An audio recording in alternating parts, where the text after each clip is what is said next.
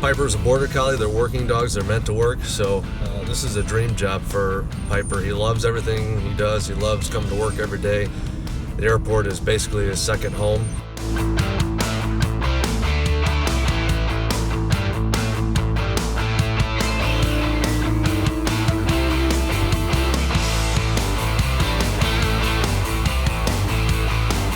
Well, my favorite part about working with Piper is I get to work with my dog every day.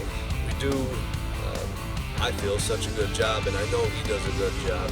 I'm so extremely proud of him to see him go out and do the job every day, kind of a father's pride thing.